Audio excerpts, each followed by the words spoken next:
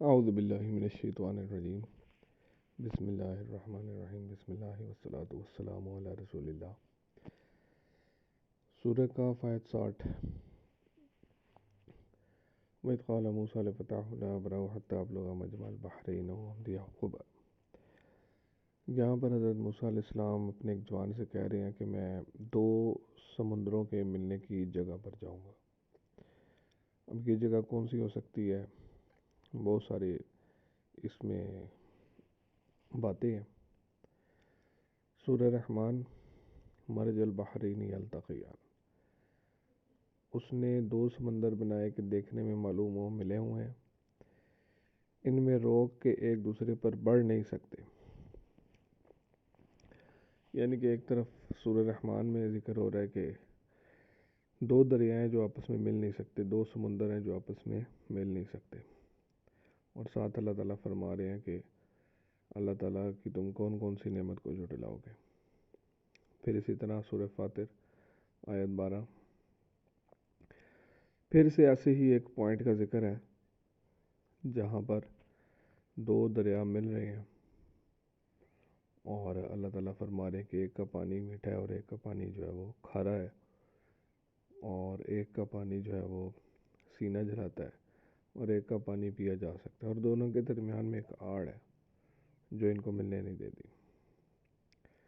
سورہ فرقان آیت 53، اور وہی تو ہے جس نے دو دریاؤں کو ملا دیا، ایک کا پانی شیریں ہے پیاس بجھانے والا، اور ان کے درمیان میں ایک آڑ ہے۔ یہ آڑ کیا ہے یہ ہم آگے چل کر دیکھیں گے، اور اس کو سائنٹیفک ٹرم میں ہیلوکلائن کہتے ہیں، لیکن جو اس وقت اس ویڈیو کا مقصد ہے وہ یہ ہے کہ حضرت موسیٰ علیہ السلام دو باہر کے ملنے والی جگہ کون سی تھی۔ تو یہاں پر دیکھیں کہ جو سب سے قریب ترین جو ہے وہ میڈیٹرینین سی اور اٹلانٹک سی کا جو میٹنگ پوائنٹ ہے، یہ اسپین اور مراکش کے درمیان میں ہے۔ میڈیٹرینین کا جو پانی ہے وہ بہت زیادہ سالٹی ہے، اور اٹلانٹک کا جو پانی ہے وہ کم سالٹی ہے۔ یہاں پر بھی آپ دیکھ سکتے ہیں کہ دونوں سمندر جو ہیں، یہ یاد رکھیں کہ باہر کا معنی سمندر میں آتا ہے، اور بہت ساری تفاسیر میں باہر کو سمندر ہی کہا گیا۔ اب دیکھیں کہ دونوں سمندر جو ہیں وہ آپس میں اس پوائنٹ کے اوپر مل رہے ہیں، لیکن اللہ تعالیٰ نے پہلے فرما دیا ہے کہ دونوں ایک دوسرے کے سبقت نہیں لے جا سکتے۔ کیوں نہیں لے جا سکتے؟ اور پھر اللہ تعالیٰ نے فرمایا فَبِأَيِّ آلَاءِ رَبِّكُمَا تُكَذِّبَانِ، اس کی وجہ کیا ہے؟ اس کی وجہ ہم یہاں پر دیکھ رہے ہیں کہ جو یہ گلف سٹریم ہے یہ گرم ہوا کو لے کر جاتی ہے یورپ کی طرف۔ یہ بھی گلف سٹریم ہے، اور یہ میکسیکو سے شروع ہوتی ہے اور یورپ تک جاتی ہے۔ یورپ تک یہ گرم ہوا کو لے کر جاتی ہے۔ تو یہ ایسے جیسے سمندر کے اندر ایک دریا بہہ رہا ہے اور ایک ہوا کا اور پانی کا پورا سسٹم ہے۔ تو اگر یہ پانی آپس میں مل جائے تو پھر یہ گلف سٹریم اور یہ ہوا کا جو نظام ہے یہ رک جائے گا۔ تو یہ دیکھ لیں کہ یہ کون کون سے میٹنگ پوائنٹ ہیں سمندروں کے، اور حضرت موسیٰ کہاں پر گئے ہوں گے۔ تو یہ میٹنگ پوائنٹ جو میری سمجھ میں آتا ہے وہ تو میڈیٹرینین اور اٹلانٹک کا جو میٹنگ پوائنٹ ہے اسپین اور مراکش کے درمیان میں، اس کے علاوہ کوئی پاسبلٹی بنتی نہیں ہے۔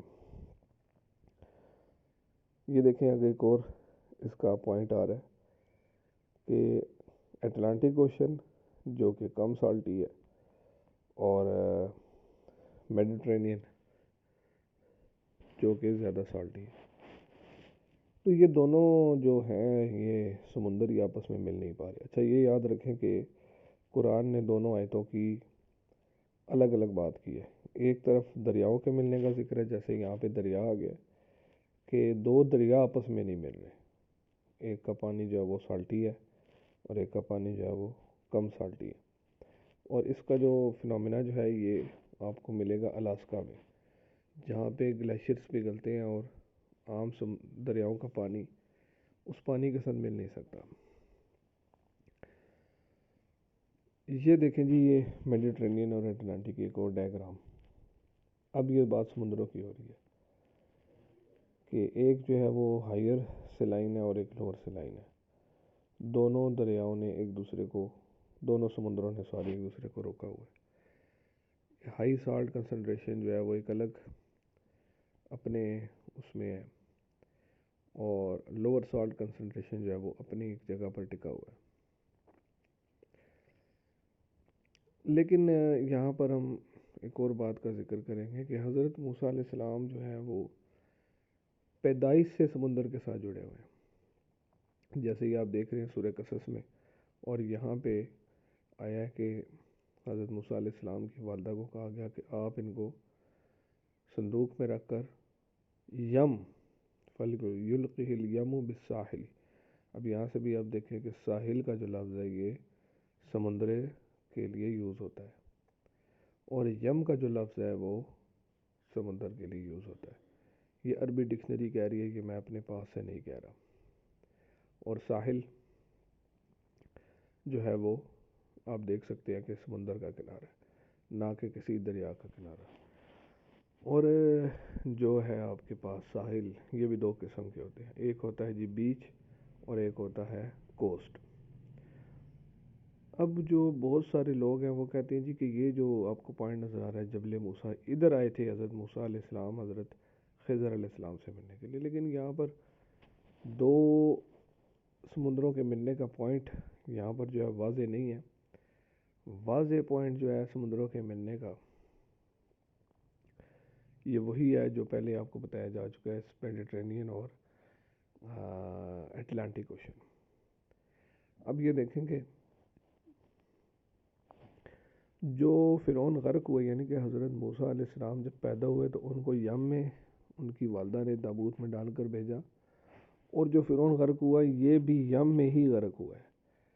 تو حضرت موسیٰ علیہ السلام کے ذریعے اللہ تعالیٰ اپنے کوئی ایسا راز بتانا چاہتے ہیں جو ابھی تک ہماری سمجھ میں نہیں آیا، اور ہم نے موسیٰ کی ماں کی طرف وہی کی کہ ان کو دودھ پلاؤ، اور جب آپ کو خوف پیدا ہو تو ان کو سمندر میں یم میں ڈال دینا۔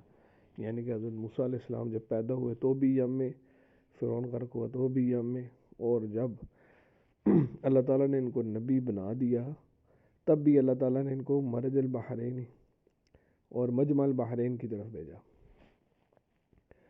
اور جو ان کا دشمن غرق ہو رہا ہے وہ بھی اسی یم میں غرق ہو رہا ہے۔ تو سمندر کے بارے میں حضرت موسیٰ علیہ السلام کے ساتھ 3 واقعات ہوئے ہیں، ایک سورہ کاف میں اور باقی دوسری جگہ پر، اور پھر وہی بات آ گئی کہ جب فرعون نے ان کا پیچھا کیا تو وہ یم میں جا کر غرق ہو گیا۔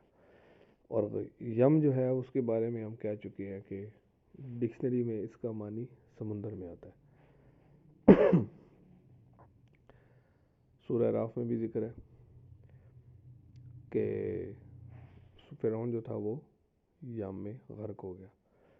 تو اتنی صراحت کے ساتھ یہ لفظ آ رہا ہے بار بار، تو اس کی لوکیشن کے بارے میں پتہ کرنا اب میرے حساب میں تمام مسلمانوں کا فرض ہے۔